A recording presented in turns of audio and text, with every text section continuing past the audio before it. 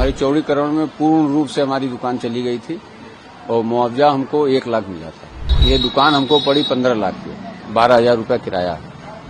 इधर उधर से पैसा व्यवस्था करके सामान जेवर और बेच बाच के किसी तरह हम लोग दुकान अपना लिए। उचित मुआवजा नहीं मिला और सांसद जी किसी के साथ खड़े नहीं हुए। चाबुक आप चलाए हैं तो जनता भी चाबुक चला दी वोट के माध्यम से। हम लोग लगातार 2-3 साल आंदोलन किए हैं और ये लोग आंदोलन में हमारी बात सुनने के बजाय हम लोगों के ऊपर मुकदमा कई लगाए हैं। एक तानाशाही के ऊपर एक लगाम है, एक तमाचा है इनके ऊपर। हमको अब लगता है कि ये सुनेंगे और नहीं सुनेंगे 27 में भी जाएंगे। यहाँ तो हमने अपनी आंखों से देखा, लोगों की भारी भराई दुकान तोड़ दी गई है और लोग जो है संतोष करके चले गए हैं।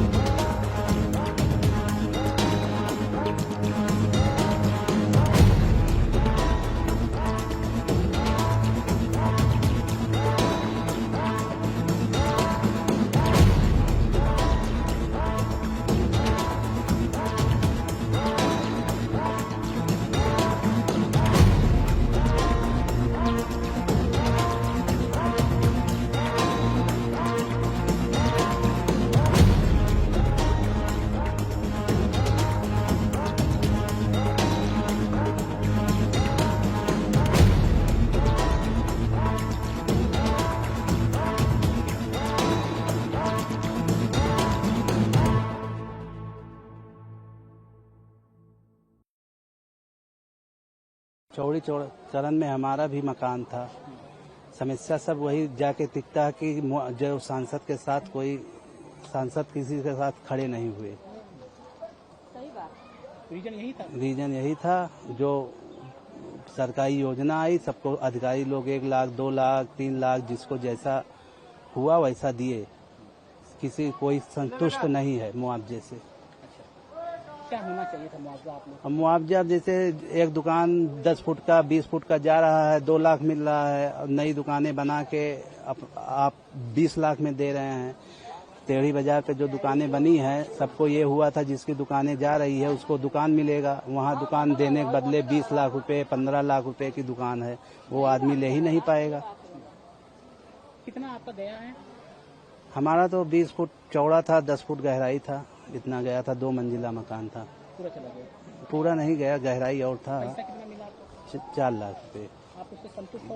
उसकी वैल्यूएशन कितनी थी मकान की? अब मकान की अब उस 4 लाख रुपए में 20 यहाँ 10 बाई 10 की दुकान लीजिए, कहीं रोड पे जगह ही नहीं है, मांग इतना है। अब ये सरकारी जो दुकानें बनी है इसकी कीमत ही 20 लाख 15 लाख रखे हैं जो बिल्डिंग में बनी है। तो आप लोग के साथ कहने का छल हुआ?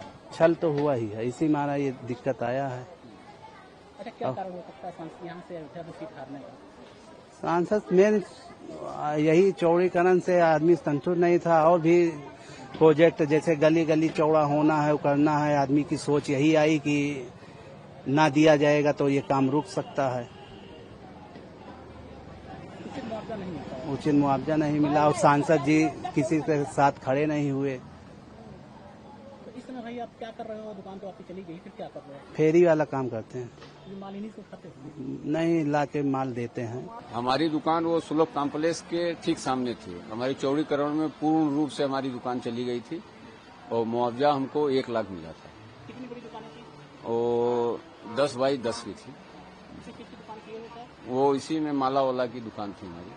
1 लाख रुपया मिले और फिर उसके बाद में 1 लाख रुपये आपको चल गया या दुकानें मिली आपको? कहाँ हमको दुकान फिर कहाँ मिली? वो टेढ़ी बाजार पर आवंटित किए थे तो वहाँ पर उनका जो हमको दुकान आवंटित हुई थी वो 15 लाख 4 हजार कुछ की दुकानें थी। उसके बाद 8% GST था। उसके बाद 70 हजार बता रहे थे कि रजिस्ट्री का लगेगा। कितने का पड़ रही दुकानें?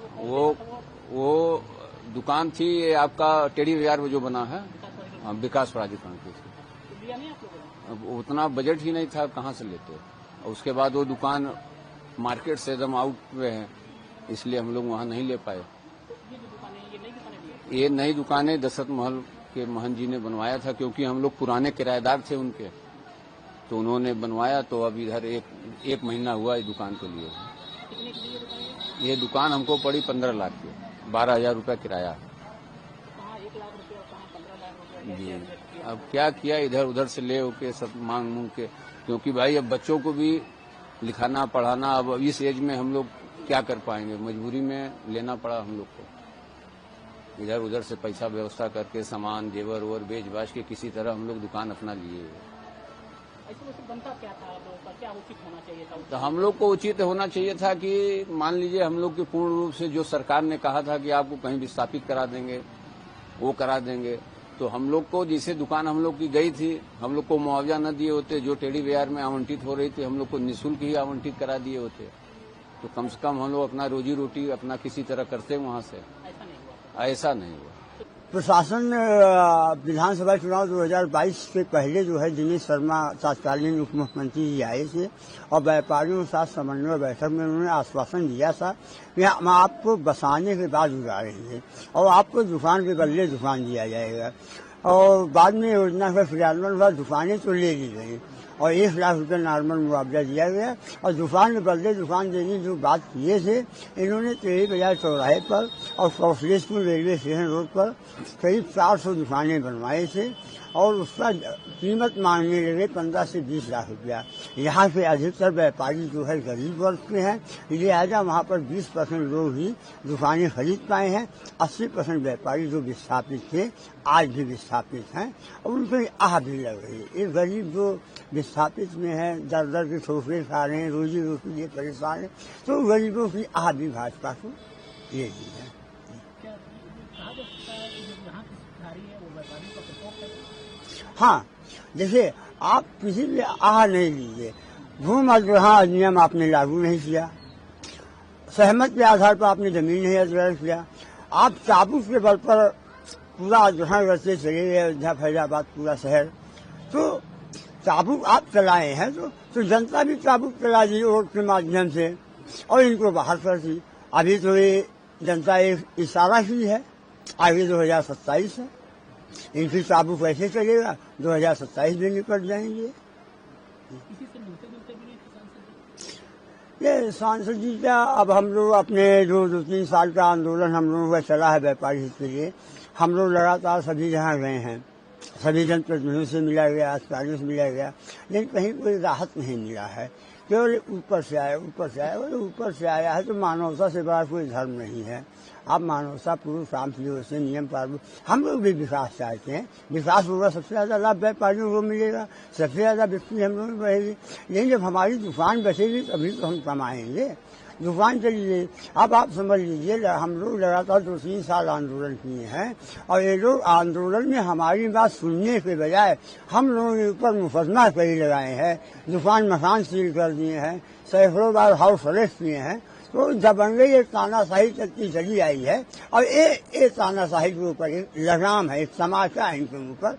हमको अब लगता है कि सुनेंगे और नहीं सुनेंगे, 27 में भी जाएंगे। चौड़ीकरण में हम 3 बार भुक्तभोगी, 1-2 बार के नहीं। भक्ति पथ में 2 बार, एक बार भक्ति पथ राम जन्मभूमि पथ वाया राम गुलेला होते हुए इसमें भी हम जो है, क्या दुकानें थी? हमारी 2 दुकानें थी, 3 बार चौड़ीकरण में गुमटी हो गई है। कुछ बचा क्या फीट की दुकानें हैं? दुकानें हमारे 30 फुट 20 फुट ऐसे थी, लेकिन अब 10-10 फुट बचा है, फिलहाल ठीक है। क्या मिला मुआवजा? क्या मिला? मुआवजा 1,50,000। संतुष्ट हैं?